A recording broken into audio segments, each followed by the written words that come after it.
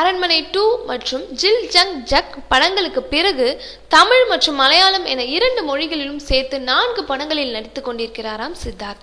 இதில் சைத்தான் கா பச்சா என்ற படத்தின் படப்பிடிப்புகள் முடிந்துவிட்ட நிலையில் மற்ற 3 படங்களில் பிஸியாக நடித்து வருகிறாராம் சித்தார்த்.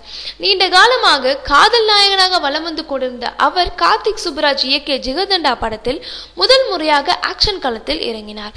அதையடுத்து இப்போது ஆண் என்ற படத்தில் ஹாரர் கதையில் நடித்து வருகிறாராம் சித்தார்த்.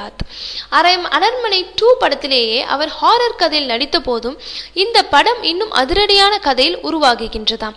சமீப காலமாக ஏராளமான படங்கள் பேய் கதைகளில் வந்து கொண்டிருப்பதால் தனது படம் அந்த படங்கள் சாயலில் இல்லாமல் புதுமையாக முறையில் இருக்க வேண்டும் என்பதற்காக வித்தியாசமான கெட்டப்பில் தோன்றும் சித்தார்த் தனது கெட்டப்பை படம் திரைக்கு வருவது வரை வெளியிடாமல் சீக்கிரட்டாக வைத்து தியேட்டருக்கு வரும் ரசிகர்களுக்கு சர்ப்ரைஸ் கொடுக்க திட்டமிட்டுள்ளாராம்.